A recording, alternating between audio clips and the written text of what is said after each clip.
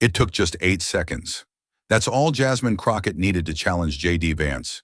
Not on a policy, not on a vote, but on something far more personal, his intelligence. It happened live. 11 cameras rolling, 37 lawmakers watching, a hearing room where words usually clash like thunder. But this time, it was a dagger wrapped in velvet. J.D. didn't flinch. He didn't fight. He just closed his notebook. And in that stillness, the room thought it had won. That silence meant surrender. But what Jasmine didn't know, what no one expected, was that the answer wouldn't come from J.D. It would come from a voice long forgotten, but never gone. And when that voice finally stood, it didn't raise its tone. It didn't seek revenge. It simply told the truth. And the entire room fell silent. What you're about to hear didn't happen exactly this way, but it could have. The names are familiar, the setting imagined, but the emotions, the weight of being questioned, the strength of staying silent, the power of being seen, those are real. And sometimes it's in stories like these that we understand each other best. Would you speak up when your worth is questioned? Or would you wait for the right moment, the right witness, and a truth so quiet it couldn't be ignored? Stay with us, because some truths are worth more than just being heard. They're worth being felt. The hearing room was colder than usual, not from the air conditioning, but from the silence that settled just before the cameras rolled. Rows of polished wooden desks stretched across the chamber like a chessboard, each place card a piece in play. Today's topic sounded civil enough: equity in higher education and public trust.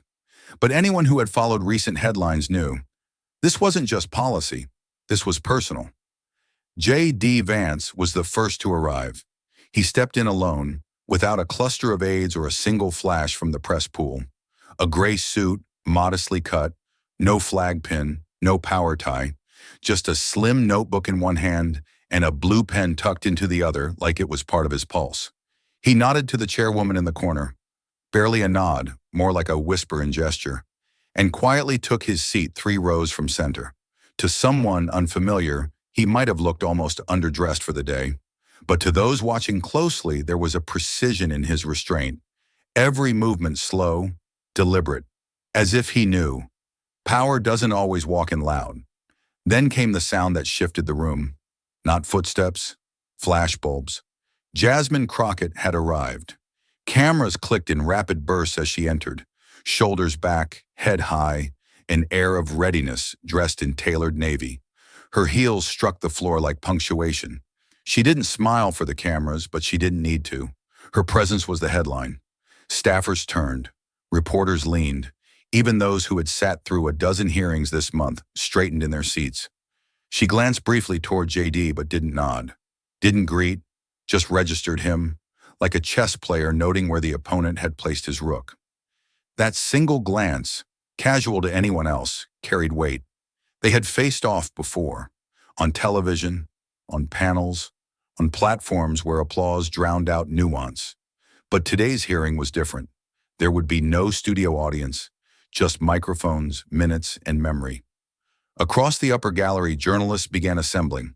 One whispered to another, "She's going to go for it today, isn't she?" The other just nodded, already adjusting the focus of his lens to lock onto J.D. The room filled slowly, but tension seeped in quickly. Committee members shuffled notes, flipped through folders, though their eyes were elsewhere. The chairwoman tapped her microphone once, just enough to signal, "It's beginning." Today's hearing, she began, seeks to evaluate how educational equity and academic transparency affect public confidence in lawmakers and the policies they shape. Her voice was clear, but J.D. wasn't listening. Not fully. His eyes were on the far wall, where a single framed quote hung crookedly behind the dais. "We are what we repeatedly do. Excellence, then, is not an act, but a habit." Aristotle, they said. He thought briefly of the night he wrote his first college application in the back of a mechanic's garage, greasy fingers smudging the paper. He remembered being told, "You're not cut out for this world," and then being told again and again. Meanwhile, Jasmine had already opened her binder, pages tabbed, highlights in 3 colors, A statement printed in bold across the top page. Academic integrity is not optional. The chairwoman continued, but no one heard her. The stage was set. The room was watching. And whether they knew it or not, so was someone else. Someone not listed on the official witness docket. Someone who had once taught them both. But for now, that chair in the back remained empty. And somewhere beneath the professional civility of it all, something was coiling, waiting, ready. It was only 15 minutes into the hearing when it happened. The room had begun to relax into the rhythm of routine. Policy notes, pre-written statements, polite nods. Nothing sharp, nothing dangerous. Yet. And then Jasmine raised her hand, not to ask a question, not to respond to a previous comment, but to strike. "Madam Chair," she said, her voice cutting clean through the murmur of paper shuffles and microphone adjustments. "Before we continue, I'd like to ask Senator Vance a direct question for the record." Heads turned, not just on the committee panel, up in the gallery too. A few reporters instinctively sat up straighter. The chairwoman gave a subtle nod, the kind that signaled, "You may proceed, but you're on your own now." Jasmine didn't hesitate. Her voice held steady, almost calm, but laced with a chill that made even seasoned aides glance sideways. "Senator Vance, will you release your full law school transcripts for public review?" Time stopped. It wasn't a shout. It didn't need to be. The impact came from the silence that followed. The air changed. Fingers froze mid-note. A paper cup crinkled under someone's grip. One of the congressional aides audibly gasped. J.D. Vance didn't move. He didn't shift in his seat. He didn't smile. Didn't frown. He simply looked at her. For a moment, the room waited, expecting a flash of emotion, a rebuttal, some kind of defense. But instead, he lowered his eyes slowly to the notebook before him, flipped it shut with quiet finality, and rested both hands over it.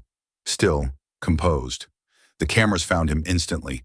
The ones not already streaming had turned. The light from a high window caught the edge of his jaw. There was no emotion on his face, no visible anger or discomfort, just stillness. And behind that stillness, something unreadable, something ancient. Jasmine continued. She leaned forward just slightly, just enough to tilt the balance of power toward herself, not overtly, but with intention. "Because, with all due respect," she said, "we cannot build public trust in our education system if we allow storytelling to replace standards." Her words landed like an unwrapped blade, delivered clean, without decoration, but designed to slice. Murmurs spread in the slow waves. A student reporter at the back scribbled furiously. One congressional aide reached for their phone. Another nudged their colleague with a look that said, "It's happening." The chairwoman cleared her throat, prepared to intervene, but stopped. Perhaps she sensed what others did. This wasn't grandstanding. This was surgical, and it wasn't over. Jasmine sat back, her expression unreadable now. Not triumphant, not angry, just steady. J.D. hadn't looked away. His gaze remained locked on her, not confrontational, not cold, but studied, as if he were watching not her words but her certainty. And somewhere in that locked eye contact, something unspoken passed between them, something only the two of them could read. She had drawn the first line.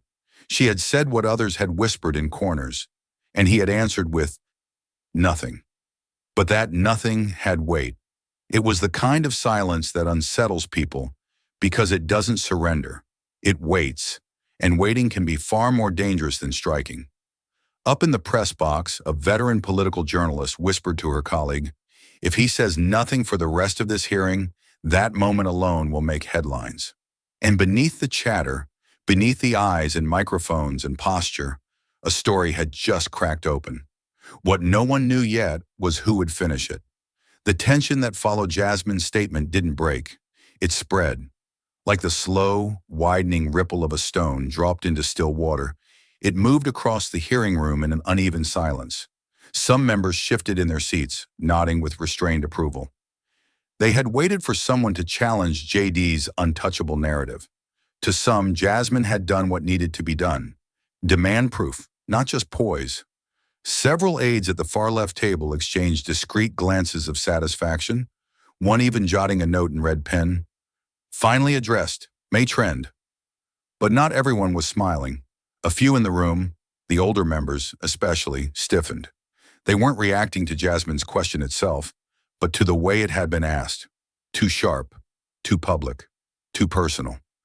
One of them, a Midwestern senator known for his measured temperament, shifted his gaze downward, adjusting his glasses, then folding his hands as if unsure which side the moment had just pulled him to. And in the middle of it all sat J.D. Vance, still unmoving. Behind him, one of his senior aides leaned in slightly, just enough to reach the side of his shoulder. "Senator," the aide whispered, "would you like to respond on record? We can cite your academic standing. Issue a clarification." J.D. raised a single finger, calm, not abrupt, a gesture to pause. Then he turned slightly, just enough for the aide to hear him, but not enough for the cameras to catch his face. "Some things," he said softly, "don't need to be answered in real time." The aide hesitated. J.D.'s voice didn't rise. He simply added, "They need to be remembered at the right time." It wasn't defiance. It wasn't submission either. It was something in between, a decision to wait, not out of fear, but out of calculation. J.D. had been here before, not in this exact room, but in others like it. He had been questioned for where he came from, how he spoke, what he wore, what he didn't say. The difference was, he no longer needed to flinch when the questions came, and yet something had shifted in him. He wasn't angry, but he was still, in a way that made it impossible to ignore the weight of what had just happened. Across the chamber, the chairwoman resumed her prepared remarks, her voice just slightly tighter than before. Behind her, the flag barely moved in the faint hum of the building's ventilation. Jasmine didn't look at J.D. again. Not yet. Her eyes scanned her papers, but her fingers paused at the top of the page, unmoving, as if aware she had just taken a swing in a room where not everyone had decided who they were rooting for. The rest of the hearing continued, but its rhythm had been broken. Every statement now hung in the air a second longer than usual. Every question carried an edge it didn't have before. Even the sound of note-taking became slower, more deliberate. And J.D.? He sat with both hands gently resting on the closed notebook in front of him. The camera's frame tightened slowly, almost unconsciously drawn toward the object beneath his fingertips. A faded label was taped across the folder's surface, yellowed by time, edges curling ever so slightly. It read in neat block letters, 2008, Equal Dignity, Brief Draft. No one in the room noticed it yet, but it was there, waiting. Long before there were microphones, before headlines and hearings, there was a boy sitting on a worn-out couch in a dim Ohio living room, watching a woman lose herself one bottle at a time. J.D. Vance was 12 when he first understood what the word addiction meant. Not from a book, not from school, but from the quiet war inside his grandmother's eyes.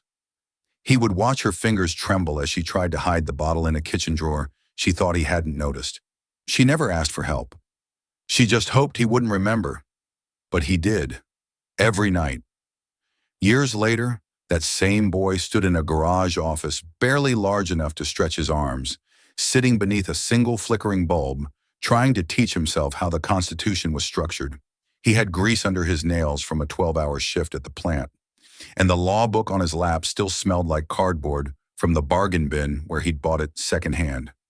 He didn't read for fun. He read to survive, to prove to no one in particular that he had a mind built for more than broken parts and silenced pain.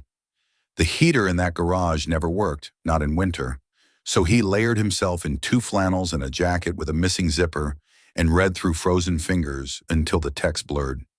He scribbled notes on the backs of packing slips, paused only to flip through a legal dictionary that he didn't fully understand, but refused to give up on. His friends called him crazy. His uncle said, "You're just gonna come back broke and disappointed." But he kept reading.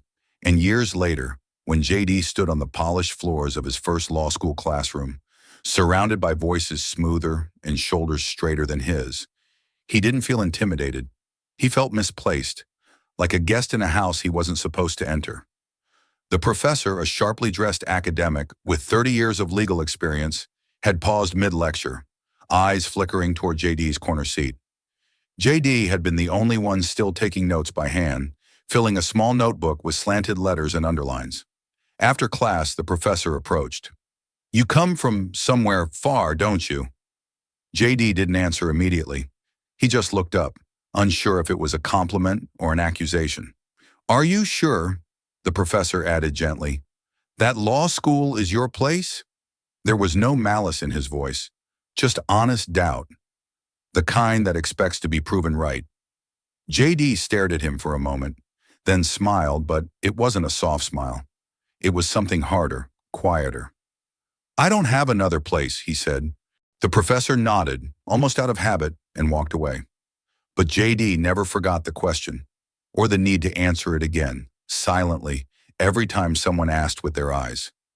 Now sitting in the hearing room years later, as Jasmine Crockett's words lingered like static in the air, JD's mind wasn't in Washington. It was back in that garage with frozen fingers and a single bulb swinging overhead.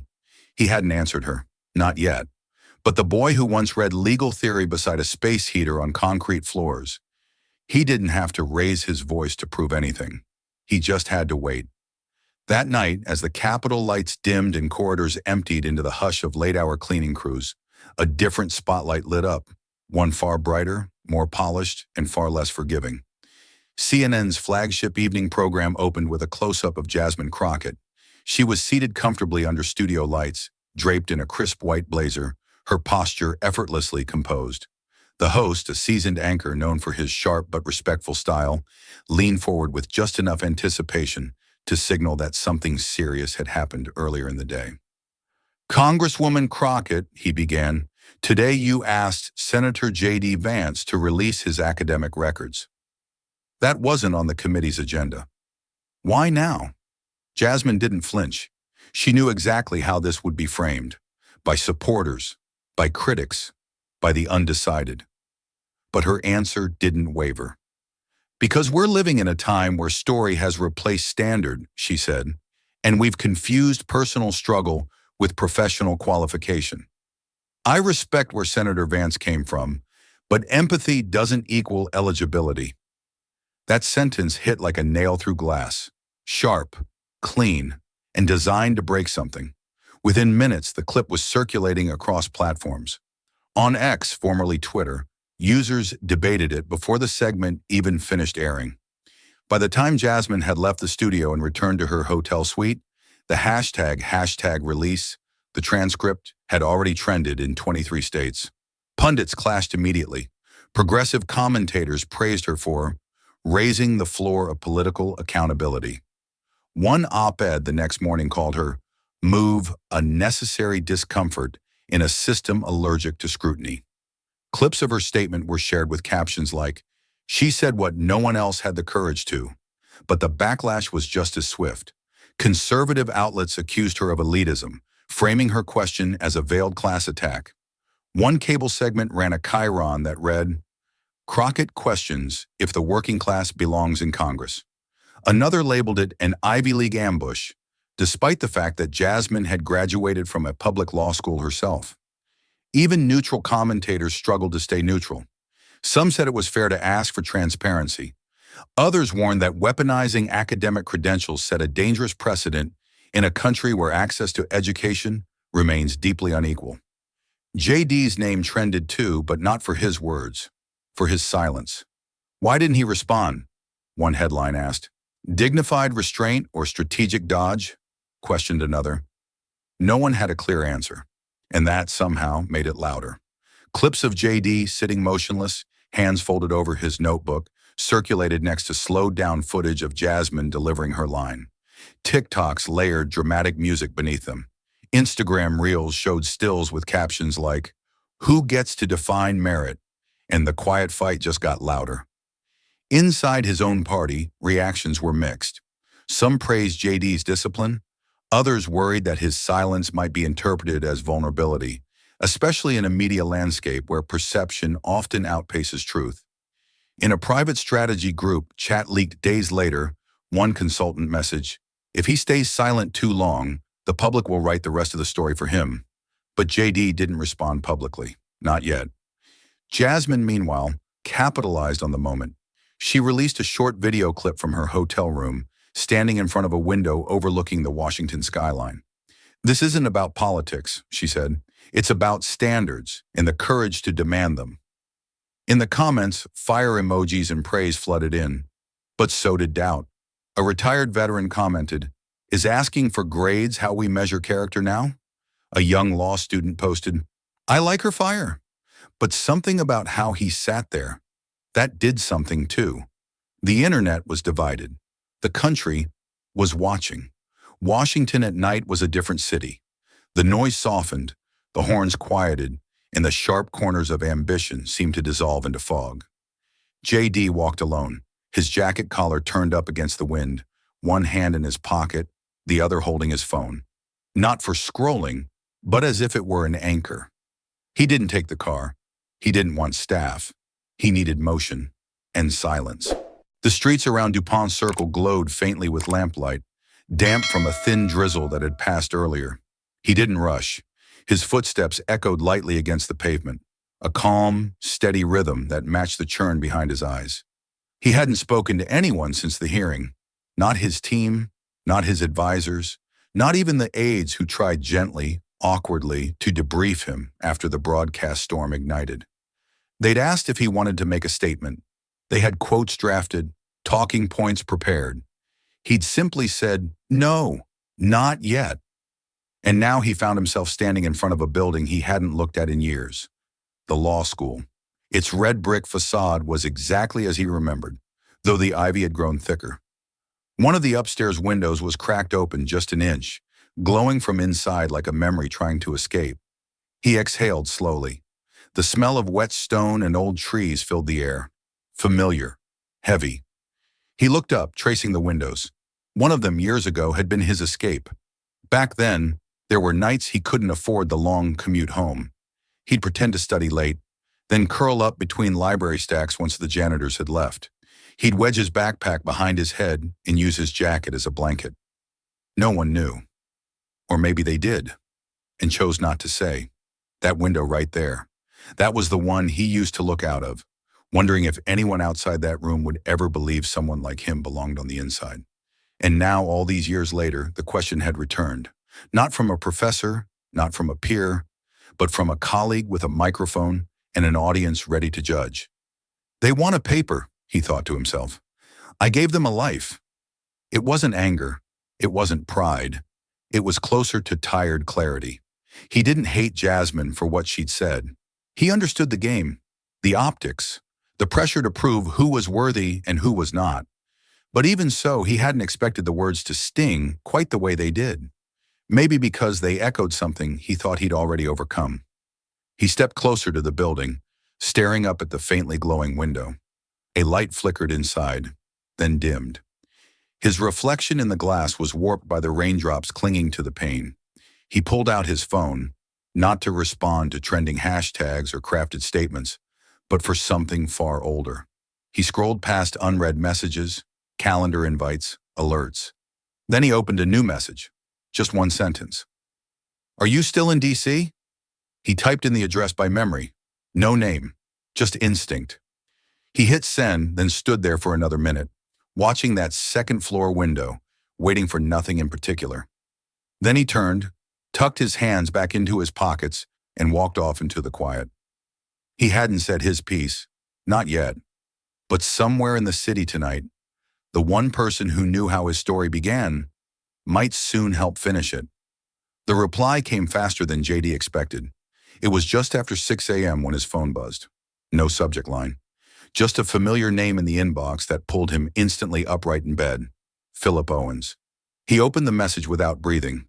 "I remember what you wrote, and I remember why you never turned it in on time. I still have the draft. Let me know if you're ready to finish what we started." There was no greeting, no signature, just the weight of memory laid bare in a few lines. Clean, direct, unmistakably his. JD stared at the screen for a long moment. Then he slid his phone to the side and reached for the old filing box on his bookshelf, the one he hadn't opened in years. Dust clouded the air as he cracked the lid. Inside, old notebooks, faded news clippings, a yellow legal pad with corners dog-eared like worn-out promises. Beneath them, wrapped in an old course syllabus, was a stack of pages, typewritten, single-spaced, annotated in blue ink with margins marked Rewrite, Tighten, Stronger. The title page still bore the watermark from the student printer lab, Dignity as a Right, Not a Reward, by J.D. Vance, Spring 2008. He remembered the first line before he even read it. To be born in America is not always to inherit dignity. Sometimes it must be earned the hard way, and once earned, defended quietly. He'd written it in the waiting room of a hospice center, the TV playing muted news while his grandfather's monitor beeped softly behind the wall. For 3 days, J.D. had taken notes between sips of lukewarm coffee and whispers from the nurses who offered comfort they didn't have time to deliver. His grandfather had been the closest thing to a father he ever knew, a war veteran, hard-headed, foul-mouthed. But he taught J.D. what the law couldn't. That character wasn't something you polished. It was something you kept standing when no one was looking. J.D. hadn't planned to finish the paper. Not then. Grief blurred logic. But something in the quiet of those days made the words come out anyway, raw, unfiltered, and full of contradictions. He wrote by hand at first, then typed it on an old laptop borrowed from the library. When he missed the submission deadline, he expected a penalty, maybe even a failure. But Professor Owens had called him into his office instead. The room had smelled like pipe tobacco and worn leather, books stacked to the ceiling, a portrait of Thurgood Marshall on the wall, half lit by sun. Owens hadn't asked why it was late. He didn't lecture. He just held up the opening paragraph and said, "This isn't a legal analysis, not yet, but it's something better. It's lived." J.D. had nodded, unsure if that was a compliment or a warning. "You don't have to write like this," Owens said, "but you'll never write better than this." Now, years later, J.D. held the same pages in his hand. His fingers brushed over faded ink, each underline a breadcrumb leading back to who he was before the headlines, before the cameras, before Jasmine Crockett. He didn't know if this essay could change anyone's mind, but he knew this. It had changed his. He placed the pages gently on the desk, beside the phone, now glowing softly with Professor Owens' reply. J.D. typed a response. Simple. "I'm ready, let's finish it." He hit send. Outside, the sun was beginning to rise over the Capitol, but inside it felt like something older was waking up. Something buried, but not broken. Something ready. The very next night, Jasmine Crockett was back on television, this time on MSNBC, seated across from a host known for his no-nonsense interviews and political sharpness. The studio lights were warmer, the tone more polished, but the undercurrent of tension had only grown stronger. A headline scrolled along the bottom of the screen. Standards or sympathy? Crockett pushes back on narrative politics. She adjusted her lapel mic calmly, her expression steady but charged. Gone was the firebrand cadence of the committee room. Here, Jasmine was strategic, controlled. The kind of composed intensity that draws attention not through volume, but precision. The host leaned in. "Congresswoman, you've stirred quite the debate. Some are calling your remarks courageous. Others say they're classist. What do you say to critics who believe you crossed a line?" Jasmine didn't hesitate. "I didn't cross a line," she said. "I drew one." That landed, she continued. "This country is built on stories. We love them. We romanticize them. But if public office becomes a stage for personal mythology, if the test of leadership is simply how well you've struggled, then what exactly are we voting for? Pain or policy?" The host paused. "Let the weight settle." "So," he pressed, "you don't believe J.D. Vance's background adds credibility to his role?" Jasmine tilted her head slightly, as if choosing her next words carefully. Then, without blinking, "I believe struggle deserves respect. But respect isn't immunity. And if we confuse hardship with qualification, we risk replacing expertise with narrative. That's not equity. That's nostalgia." Her words spread like wildfire. Clips of the interview hit social media within minutes. One version on X was edited with bold white text over slow zooms. "She drew the line." TikTok commentators stitched reactions in real time. Some nodded in praise. "She's right. Policy isn't a memoir. Others shot back, if J.D. Vance can't use his story, then no one can. The divide was sharp and growing. Headlines hardened. Crockett challenges trauma credentials in Congress. When background becomes a shield, are we too soft on struggle? Did Crockett just say hardship doesn't count? JD's team remained publicly silent, but behind closed doors, internal polling reports were shifting. One advisor summarized the data bluntly. Urban independents are with her. Rural moderates feel attacked. The split is real and emotional. Some liberal think tanks began reposting Jasmine's sound bites as part of a new campaign on merit-based reform. Meanwhile, right-wing commentators seized the moment to galvanize their base. Elite progressives now believe growing up poor makes you unqualified. A primetime conservative host declared, "Apparently you need Ivy League polish to care about people." The culture war angle had arrived, but Jasmine wasn't retreating. The next morning, she published a short op-ed in The Atlantic titled, "When Empathy Becomes Armor." We are not here to revere struggle. We are here to solve what caused it. The piece went viral in policy circles. Law professors debated it. Ethics panels cited it. But outside the bubble of academia and Capitol Hill, the public wasn't reading it like theory. They were feeling it like a challenge. At a diner in western Pennsylvania, a retired steelworker was quoted in a local paper. "I don't care what school he went to. JD talks like someone who's been on my street. That's enough for me." Meanwhile, in a graduate seminar at Berkeley, a political science student raised her hand and said, "She's not wrong. But when did dignity become a liability?" The battle lines were no longer just ideological. They were generational, geographic, emotional. And the center, as it always does in moments like this, began to crumble. The call wasn't scheduled. JD didn't warn his team. He didn't ask for a secure line or prep a statement. He just waited until the sun had dipped low enough to paint his office windows gold, then picked up the phone and dialed a number he had memorized 15 years earlier and hadn't used in nearly that long. The line rang twice, then a third time. JD was just about to hang up when the voice came through, deeper than he remembered, slower, but unmistakably steady. "Vance," the voice said. No hello, no formality. JD sat back in his chair. The leather creaked beneath him. "Professor Owens," he replied quietly. There was a pause. On the other end, JD imagined the same cluttered study he remembered from school. Shelves crammed with books, papers spilling over the edges, the faint scent of pipe tobacco baked into the wallpaper. Owens finally exhaled. "You never were one for small talk." JD smiled barely. "I didn't know who else to call," he said, "or if I should."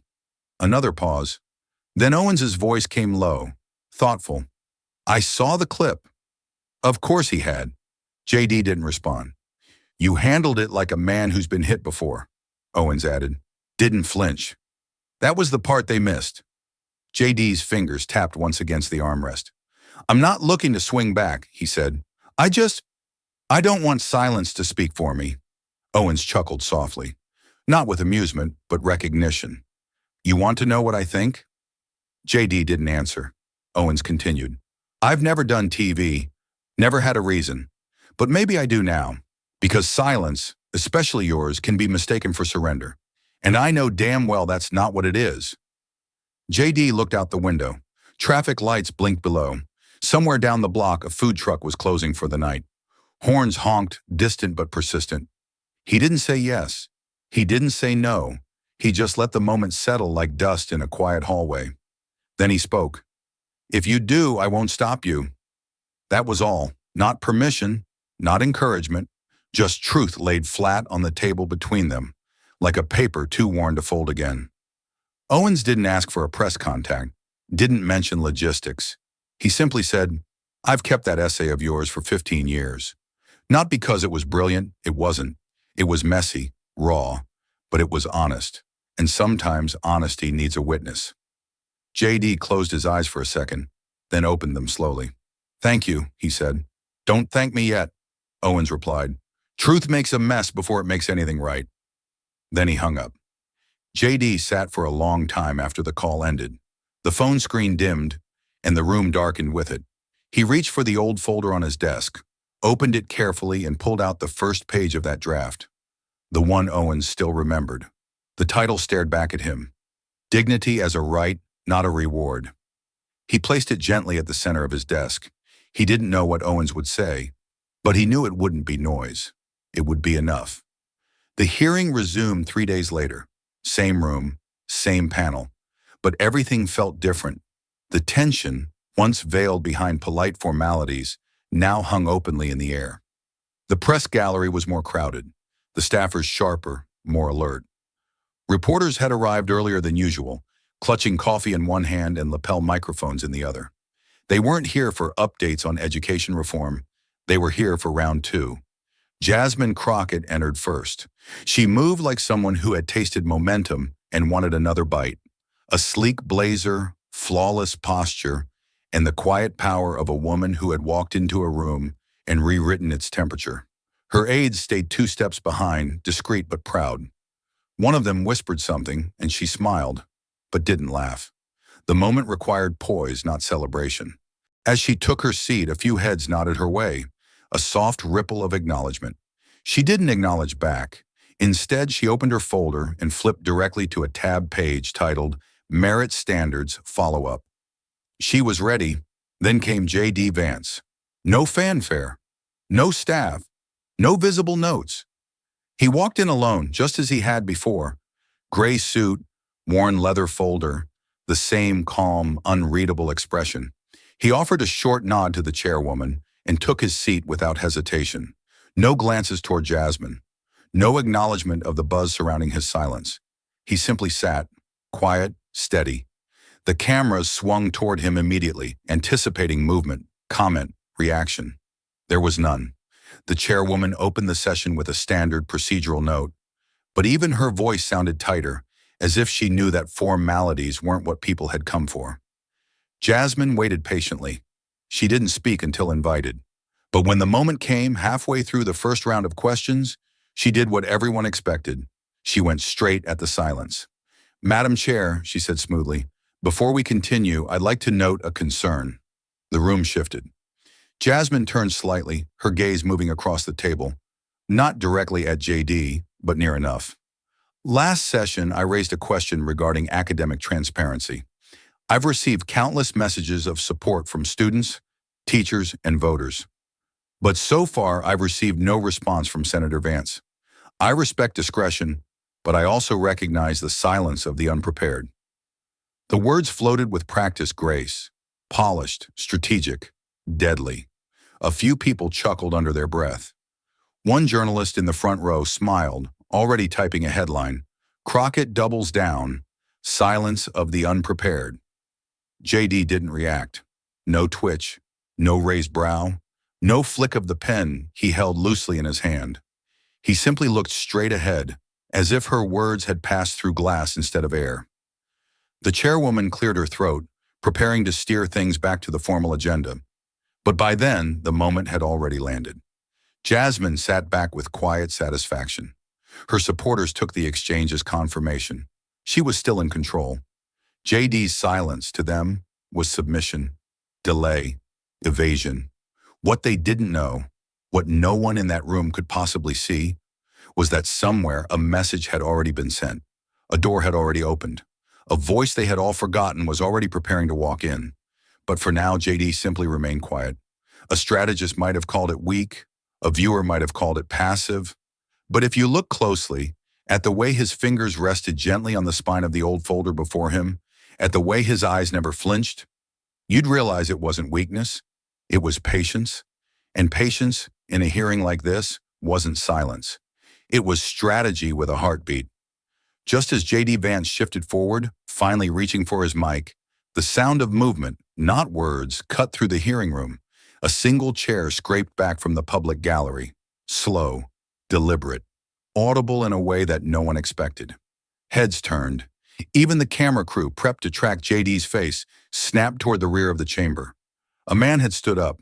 Tall, silver hair, trim charcoal coat over a charcoal gray suit. He looked more like someone arriving to teach constitutional law than someone interrupting a federal hearing. "Madam Chair," he said clearly, voice firm without a tremble, I request brief permission to speak as a supplemental witness. Gasps weren't shouted, but they were felt. The room exhaled in unison. The chair blinked. Sir, this is highly irregular. May I ask? I'm Professor Philip Owens, the man continued, stepping forward slowly toward the witness table. Former Dean of the University of Virginia School of Law, former visiting faculty at Yale, former academic advisor to one J.D. Vance. The impact landed harder than any headline. Jasmine leaned slightly forward now, lips parted in momentary surprise, her hands subtly moving to close her folder.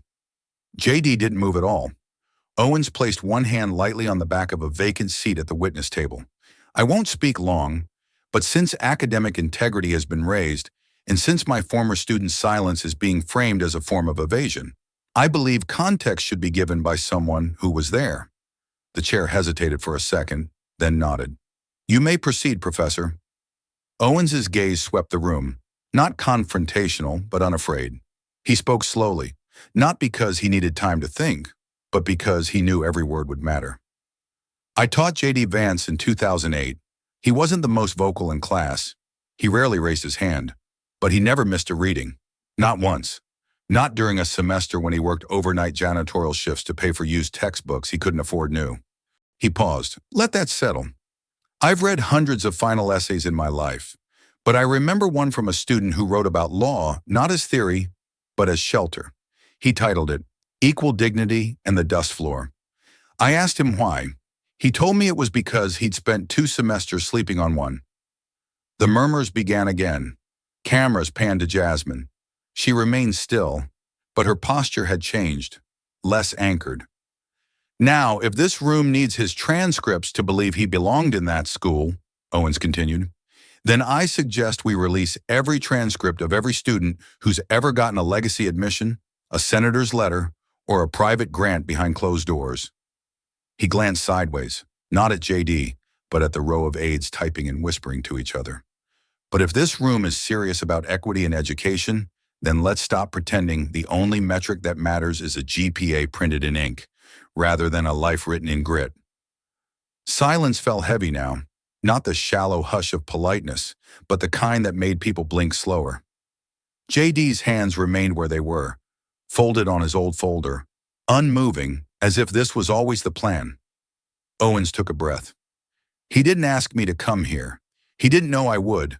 I only came because I saw the silence around him being misunderstood. He turned to the chair. I yield my time. The chair nodded slowly. Thank you, Professor Owens. Your statement is noted for the record. As he walked back up the aisle, people shifted to give him space, not because they were told to, but because something about the man demanded it. Jasmine sat back again, this time no glance toward the press, no victorious smirk, just stillness. For the first time, her mic remained untouched. Professor Owens didn't sit back down. He remained standing beside the witness table, eyes steady as he reached into a leather briefcase he had placed beside his chair. The zipper slid open, the soft sound somehow drawing more attention than any gavel. From the folder, he pulled out a weathered stack of printed pages, not bound, just held together by an old black binder clip, its metal edges slightly rusted. The paper wasn't white anymore, yellowed by time, dog-eared at the corners. He held it up carefully with both hands. This, he said, his voice lower now, but even firmer, was J.D. Vance's senior essay, the one that was never submitted for formal publication. He turned it in for his final grade, but never spoke about it again. J.D. didn't move. Owens continued, I kept a copy, not because I knew this moment would come, but because I knew the world forgets essays that don't go viral. This one never did. He looked directly at the committee now. I remember when he turned it in. His grandfather had passed away 2 days before.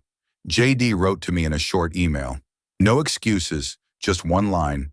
If I couldn't finish this while grieving, I had no business writing law. No one laughed, no one typed. The media lights didn't flash. The essay is titled Statutes of Dust. In it, he writes about eviction notices printed on pink slips, court orders nailed to trailer doors, and the idea that dignity is not protected by income brackets. He argues that laws can't truly serve the public if the people who draft them have never lived in fear of them.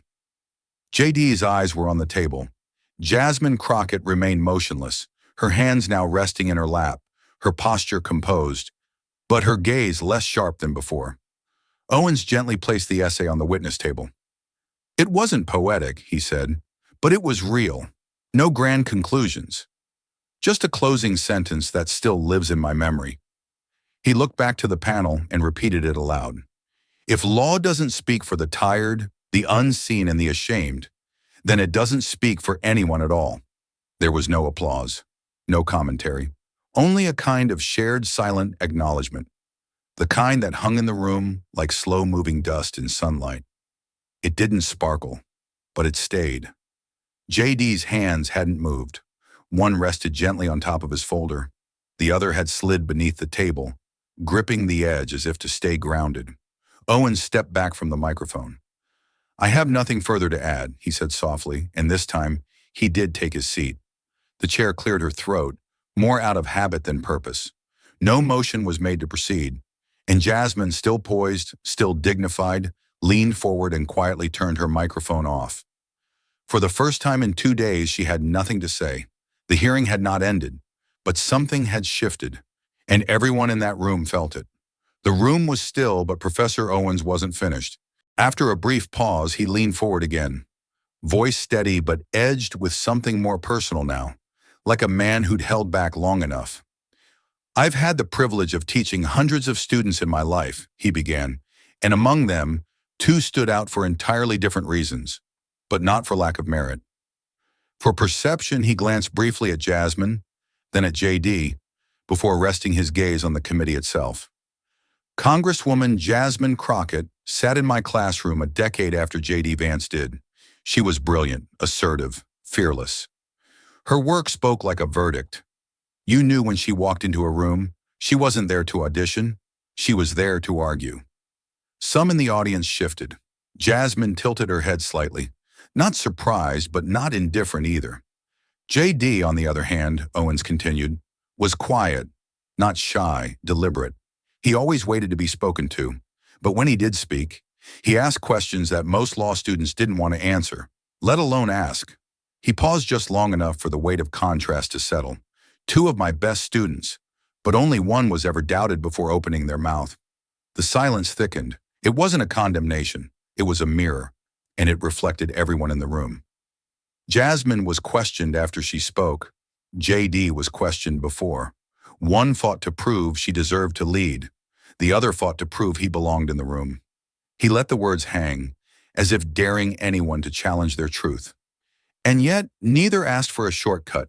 Neither coasted. Neither came from money. But one had the microphone first, and the other, well, he was told to wait his turn.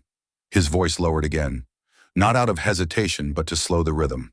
Today isn't about defending one and dismissing the other. That would be an insult to both of them. He looked to the room, the press, the chair, the aides scribbling notes. This isn't a courtroom. This isn't Twitter. This is a hearing meant to assess the relationship between education and trust. And so I offer this humbly.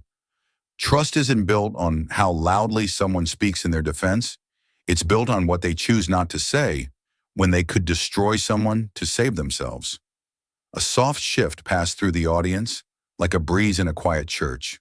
Not agreement, not opposition, something quieter. Consideration. JD's hands remained folded. Jasmine's chin lifted ever so slightly, not defiant, reflective. Owens placed both palms on the table and said simply, I taught them both. I learned from them both. But this moment will not define them. How they move after it will. Then he stood, slowly, respectfully, and stepped back from the microphone without needing dismissal. The committee didn't interrupt. No gavel, no murmured chatter, just space. Because sometimes the most powerful thing in a room isn't testimony, it's restraint. The hush that followed Professor Owens' final words wasn't ordinary. It was the kind of silence that carried weight, like everyone had felt something shift, but hadn't yet named what it was. Then a sound broke through. Not a cough, not a chair scraping, but a clear voice from the back of the gallery. It belonged to a young woman, no older than 19. She stood slowly, her backpack still slung across one shoulder. Her voice didn't tremble. It rang, not with defiance but curiosity. "If GPA defines a leader," she asked, "why are so many brilliant people still powerless?" The committee members froze mid-note. The chair blinked, unsure whether to gavel for order or lean in to listen. Reporters turned their cameras. Jasmine tilted her head, as if to catch every word. JD didn't move at all. "I mean," the student continued, scanning the faces below, "I've seen classmates ace every test and still fear speaking in public, and others, like my dad, who never went to college, but built a life from nothing and still listens better than most people in this room." She paused, not for applause, for oxygen. "So if transcripts are the price for trust, then what do we charge for wisdom?" The silence returned, but it was different now. Charged, stretched across the room like an invisible thread no one dared cut. A staffer from the press pool whispered, "Did you get that?" A producer nodded, already typing. Within seconds, someone else had posted the quote to X. 10 seconds later, it was on Instagram. 30 seconds more, and TikTok already had it dubbed over cinematic music. The hashtag appeared before anyone in the chamber even reacted. Hashtag wisdom unmeasured. The chair finally cleared her throat. "Miss, I'm afraid this isn't a public comment session." But the student was already sitting back down. No need to argue.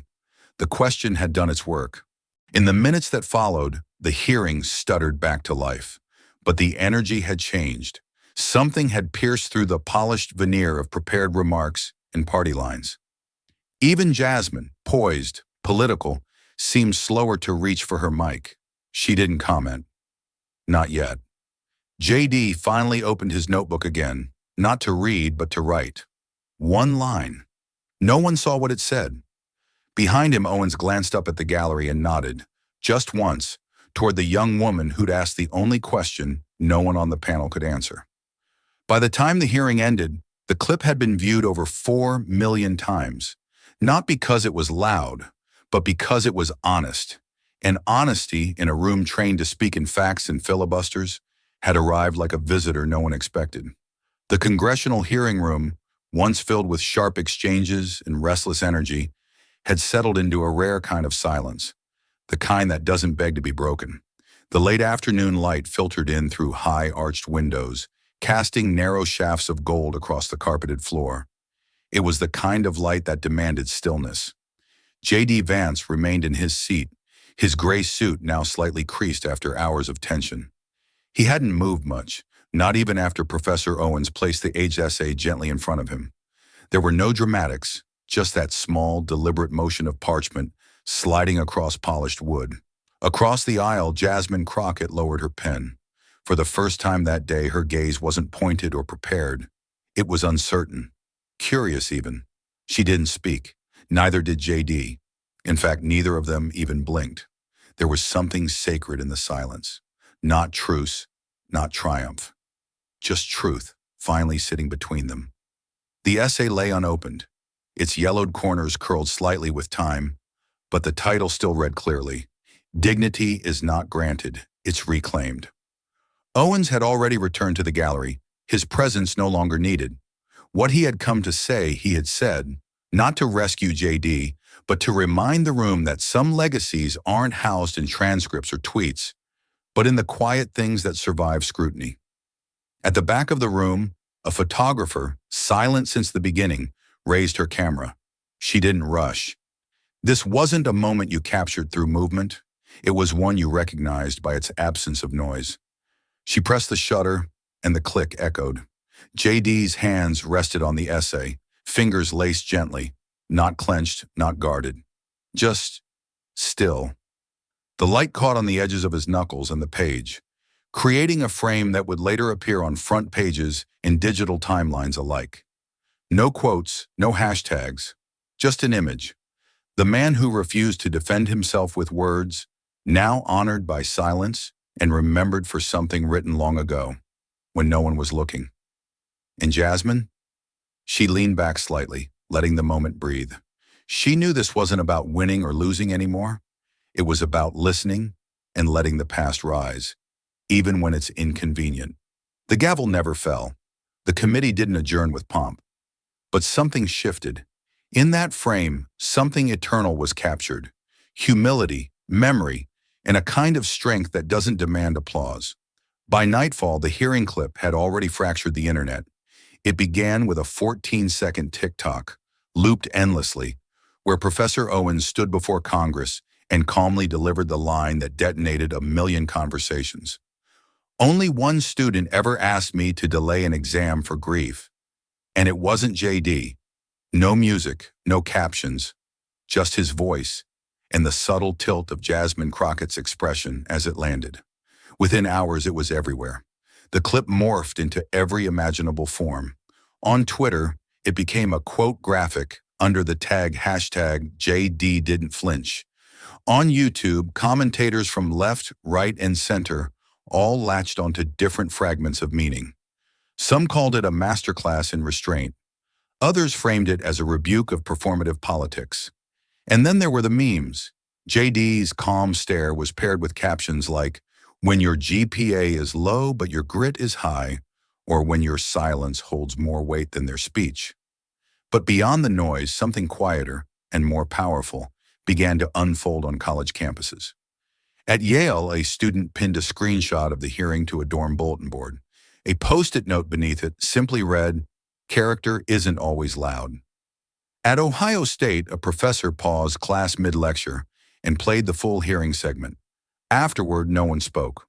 One student wrote in their notebook, "I won't forget this moment, and I wasn't even there." The image of JD, seated with his hands resting on the essay, began appearing in unexpected places. Not just in political circles, but in sociology classrooms, public policy forums, and even poetry workshops. The still photo had become a symbol, not of triumph, but of tension well held. News outlets scrambled to cover the frenzy. The New York Times ran a Sunday editorial titled, "What Education Misses, the Power of the Unsaid." Fox News declared JD's composure a new blueprint for political maturity. Meanwhile, The Atlantic pondered, was the professor defending a man or challenging a nation's obsession with credentials over lived truth? Even late-night shows weighed in. One monologue opened with, "Congress had a mic drop moment yesterday, but it wasn't a mic. It was a manuscript." For all her poise, Jasmine found herself at the center of a storm she didn't fully control. Her office issued no new statements. Her aides filtered media requests. And still, every post she uploaded, every sentence she tweeted, was met with replies like, "But what about the essay? But what if empathy is eligibility?" And while Jasmine remained measured, her opponents began to weaponize her silence. Senatorial emails hinted that this moment could tilt undecided voters. A super PAC even started fundraising with the phrase, "JD didn't need to shout, he just needed to remember." But even JD's allies tread carefully. He made no victory lap, no press conference. He simply updated his official Senate site with a new quote under his photo. "We are all more than the sum of our GPAs." As the digital reaction storm raged, a different kind of reckoning settled in, especially among students. In libraries and cafeterias, they debated, should personal history count in public life? Do our systems reward polish over perseverance? And quietly, almost reverently, more and more of them pinned that same photo of JD to their walls. Not as a hero, but as a reminder that even in a country divided by decibels and divided by degrees, sometimes the stillest moment says the most. A full week passed without a word from JD Vance. No interviews, no tweets, no behind-the-scenes leaks to friendly outlets. In a political landscape driven by sound bites and viral comebacks, his silence was louder than most statements ever dared to be. And then, on a quiet Thursday morning at 7:08 a.m., he posted, no preamble, no caption, just a still image, his hand, calm and unmoving, resting atop the yellowed essay from that hearing. The same essay Professor Owens had held up, the same one written during the final days of JD's grandfather's life. The light from the hearing room still slanted across the page, casting long, unbroken shadows. You could barely make out the heading, "Dignity as a Constitutional Right." 2 minutes later, he followed with 12 words. I wasn't silent because I was weak. I was silent because I had already answered this, just not in their format. Nothing more. No tag. No mention. No slogan. Within the hour, the post had 100,000 shares. By noon, every major network had run a segment on it. CNN called it a masterclass in restrained power. Fox labeled it, "The day silence became a hammer." MSNBC, notably cooler in earlier coverage, opened with, "Sometimes the final word is the one that was already written." But perhaps most remarkably, the post didn't fracture public opinion. It quieted it. Many who had criticized JD's refusal to engage began to reconsider. Journalists on both ends of the political spectrum paused, recalibrated, and while some continued to demand a formal release of academic records, the energy behind the campaign dimmed. Because the image told a different story. It wasn't about credentials. It wasn't about transparency. It was about a man who chose not to fight with noise, but with memory.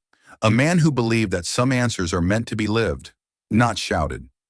In college lecture halls, the moment became a case study. Students debated the ethics of political storytelling. Professors discussed the role of vulnerability in public life. And one freshman at the University of Michigan wrote in her campus op-ed, "He didn't win the argument. He changed the subject. From test scores to testimony, from prove it to remember it." Meanwhile, Jasmine Crockett had not commented, at least not yet. But on that same day, her official congressional page quietly added a new quote to its banner. A quote not from her, but from a student who had stood in the gallery that day. "If grades define truth, then truth has never passed the test." By dusk, a framed print of JD's image was already hanging in a nonprofit legal clinic in Cleveland. A sticky note below read, "He didn't speak for us. He reminded us we didn't need permission to speak at all." In an age where politicians battle to outshout each other, JD Vance closed the week with nothing but a picture and a line. Not to end the conversation, but to remind the country where it began. In a small-town high school tucked into the rolling green of eastern Kentucky, a civics teacher adjusted the smartboard display and cleared her throat. The words on the screen weren't from the Constitution or a historical textbook. They were the opening lines of a student essay from 15 years ago. Not just any essay. The essay. The class had been silent since the bell rang. A new elective had just launched statewide, Public Ethics and American Integrity. Funded in part by a recent bipartisan education bill, the curriculum wasn't about party lines. It was about what people leave behind when the microphones cut out. And today's lesson centered on the now famous essay J.D. Vance once wrote in the shadow of personal grief. Its scanned pages glowed softly in the afternoon light. Margins filled with handwritten edits, timestamps from library printers, and the unmistakable imprint of someone who didn't know if he'd finish, but did. The teacher, Ms. Evers, tapped the board. "Let's pause right here. Page 3. The sentence, 'If my story is louder than my effort, then I failed to become a lawyer. I became an echo.' What does he mean by that?" A pause, then a voice near the back. A boy in a faded hoodie, long sleeves pulled past his hands, leaned forward. "He means," he paused, "he means you don't earn truth with a microphone. You earn it when no one's watching." Heads nodded slowly. A girl near the window raised her hand. "He didn't yell," she said softly. "He just wrote it better than we could say it." Laughter flickered around the room. Warm, understanding. Not mockery, just the kind of moment when young people surprise even themselves with what they've absorbed. On the whiteboard, the teacher had written in all caps, "Dignity doesn't shout." That had been JD's central thesis, now quoted in classrooms from Kentucky to California. And this wasn't the only class reading it. Across the country, schools had begun replacing some traditional case studies with personal essays from modern figures. Quiet voices who had changed the public conversation not through domination, but through stillness. In the back of the room sat an older man, quietly observing. He wasn't a school official. He wasn't from the district. He was a substitute bus driver, filling in this week while his cousin recovered from surgery. He had arrived early and, with permission, sat in on the lesson. No one in the class recognized him, but he recognized the essay. Not because he had read it before, but because the name at the top, J.D. Vance, meant something. Because years ago, he'd worked the floor of a factory in Middletown, Ohio, Same shift, same tools, same break room where a kid once sat in silence reading battered law books. Never bragged, never interrupted. Just nodded when someone teased him. "Think you're better than us, Harvard?" He hadn't replied. Now watching this classroom, the man whispered to himself. He didn't think he was better. He just thought it wasn't too late. When the bell rang, no one rushed to the door. A few students lingered, eyes still on the last paragraph displayed on screen. Dignity isn't given. It's remembered, and remembering is the work of law. Outside, the wind stirred fallen leaves along the walkway. The students filed out slowly, still chewing on the words. The kind of silence not born of boredom, but reverence. And in a hallway plastered with college brochures and motivational quotes, one sticky note appeared by day's end. In blue pen, someone had written, "You don't have to yell to be heard." It was the kind of morning that didn't ask for attention. Gray skies, the soft crunch of frost underfoot, in a silence that wrapped the land like wool. J.D. Vance stepped out of his car, coat buttoned, a folder tucked under one arm. The cemetery was quiet, just a few birds rustling in the bare trees. He knew the way by memory, 4th row, 6th plot.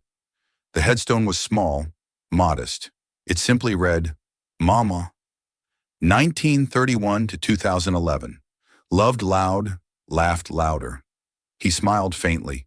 The wind carried the faint scent of pine from the woods beyond the fence. He knelt beside the grave and pulled the folder from under his arm.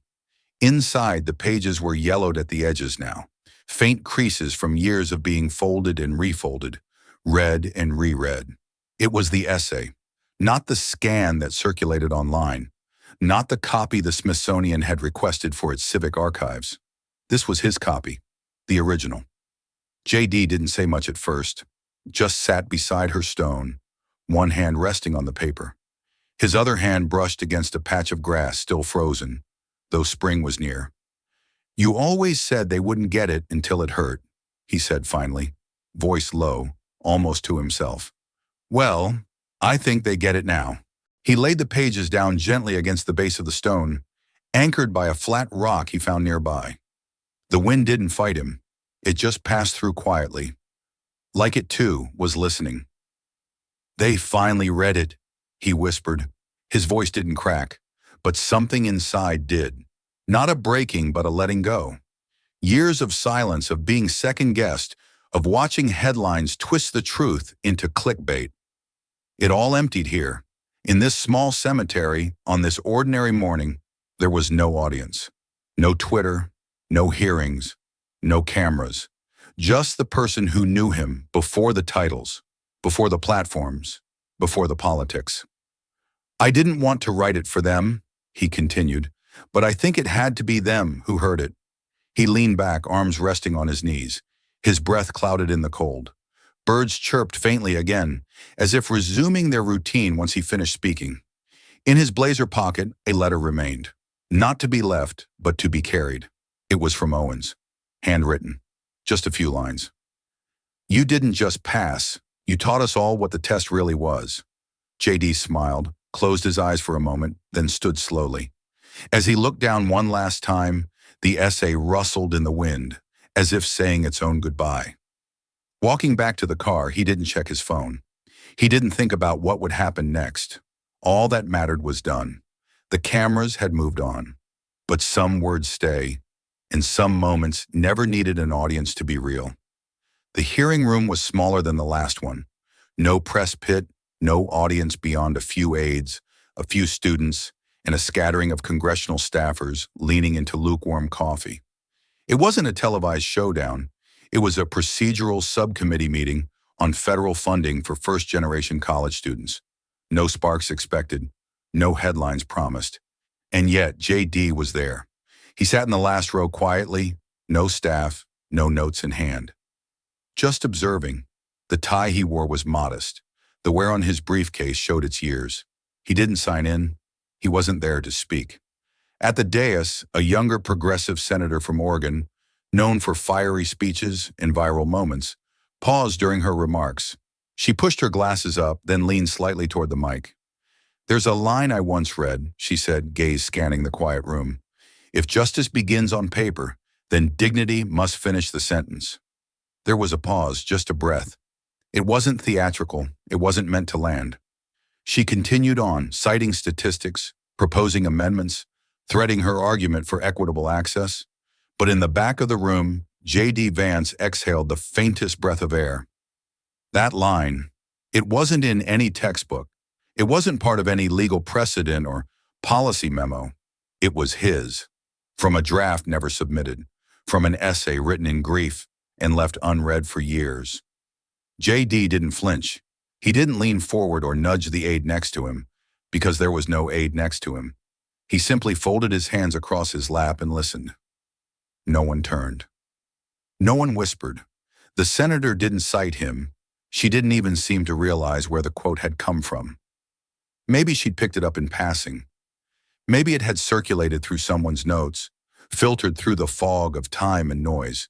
But there it was, his line, his voice, repeated by someone who would have once challenged everything he stood for. And yet now, borrowed, maybe respected, maybe internalized. There are victories that roar, that break through silence like a hammer through glass. But there are other kinds too, quieter ones, the kind that don't arrive with applause or headlines, the kind that echo not in memory, but in the way others begin to speak. J.D.'s gaze stayed fixed on the senator for a moment longer. Then slowly his eyes dropped to his lap. A small smile flickered. Not pride, not vindication. Something softer, like recognition, like peace. He stood quietly and left before the hearing adjourned. This story isn't about transcripts or televised hearings. It's about what endures when applause fades. J.D.'s silence wasn't weakness. It was a choice to let actions speak where words had already lived. Jasmine's boldness wasn't arrogance. It was a demand for accountability in a world that often forgets the cost of trust. In a divided room, truth didn't shout. It sat quietly in a folder, waiting to be recognized. Sometimes legacy is not declared, it's discovered. And when a line you once wrote gets spoken by someone who never knew you wrote it, maybe that's when you know. You've already left your mark. What about you? Do you believe a quiet act can be more powerful than a loud statement? If this story touches you, don't let it stop here. Like, share, and subscribe to JD Stories, where every voice matters and every story echoes far beyond the screen. This story is a fictionalized and dramatized narrative created for educational, inspirational, and storytelling purposes. While it may be inspired by real public events, people, or societal issues, it includes imagined dialogue, reconstructed scenes, and character interpretations meant to highlight broader themes of justice, dignity, and resilience. Any resemblance to actual events or individuals beyond public knowledge is purely coincidental. We do not intend to defame, mislead, or harm, but to invite reflection and meaningful conversation. Thank you for watching JD Stories.